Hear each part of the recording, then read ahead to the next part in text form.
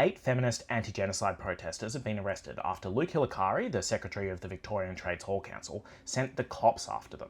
The women have strict bail conditions, so they can't tell their side of the story, but I spoke with Gay from the Whistleblowers Activists and Communities Alliance, WACA, who they've appointed as their spokesperson.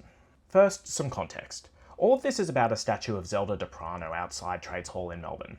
In 1969, Zelda famously chained herself to the doors of a government building after a court rejected a case for equal pay for women.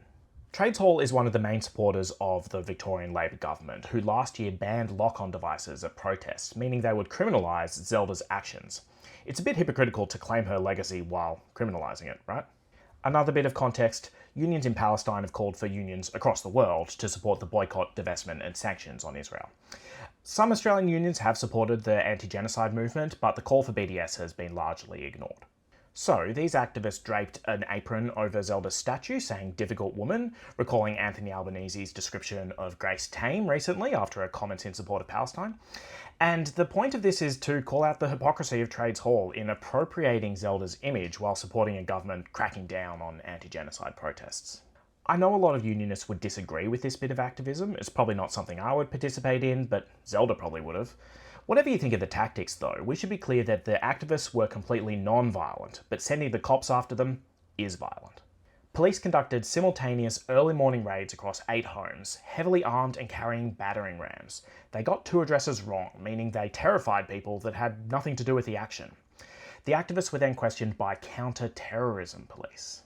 According to WACA, some of the women were denied a right to a phone call and access to a lawyer, 2 of them were denied medication, and police delayed getting sugar to a woman with diabetes. Hilakari and the police claimed that the action was anti-Semitic because Zelda was Jewish, but that's pure nonsense. The action wasn't even targeted against Zelda, it's in support of her rebel spirit.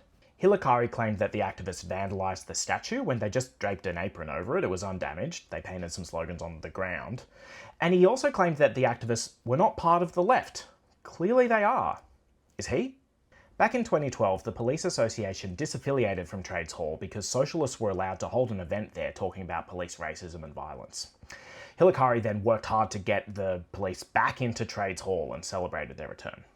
Labor governments across the country are supporting war and genocide and cracking down on democratic rights which were hard won by unions.